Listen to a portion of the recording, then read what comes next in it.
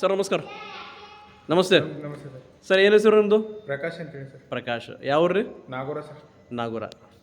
Okay. ಏನು ಬೆಳೆ ಹಾಕಿರಿ ಸರ್? ಈಗ ಟಮಟ ಹಾಕಿದೆ ಸರ್. ಟಮಟ ಹಾಕಿರಿ. ಈಗ ತಮ್ಮ ಕೈದಾಗ ಟ್ರೈಕೋಡೋಮಾ ಸೂಡೋಮೋನಾಸ್ ಅವ ಸರ್. ಹಾಂ ಸರ್. ಹೆಂಗೆ ಲಾಸ್ಟ್ ಟೈಮ್ ಯೂಸ್ ಮಾಡಿರಿ ನೀವು? ನಾವು ಒಂದ್ಸಲ ಯೂಸ್ ಮಾಡಿದೆ ಸರ್. ಯಾವ ಬೆಳೆಗೆ ಯೂಸ್ ಮಾಡಿರಿ?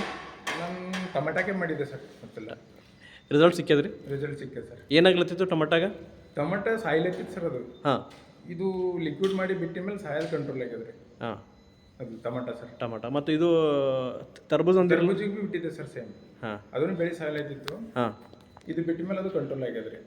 ಹೆಂಗೆ ರಿಸಲ್ಟ್ ಚಲೋ ಅನಿಸ್ತದೆ ರೀ? ಹಾಂ, ಚಲೋ ಅದ ಸರ್. ರೇಟ್ಸ್ಗಳು ಯಾವ್ದು ಸರ್? ರೇಟ್ ಹೆಂಗೆ ಕಮ್ಮಿ ಅದ ಹೆಚ್ಚಿಗೆ ಅದ? ತೋಲ್ ಕಮ್ಮದ ಸರ್ ರೇಟ್. ಹೆಂಗೆ ಫರ್ಟಿಲೈಸರ್ಸ್ ಫಂಗಿಸೈಡ್ಕಿಂತ ಬೆಟರ್ ಅಂತೀರಿ? ಫರಕ್ ಅದ ಸರ್. ಚಲೋ ಅದ. ಹೌದು ಸರ್.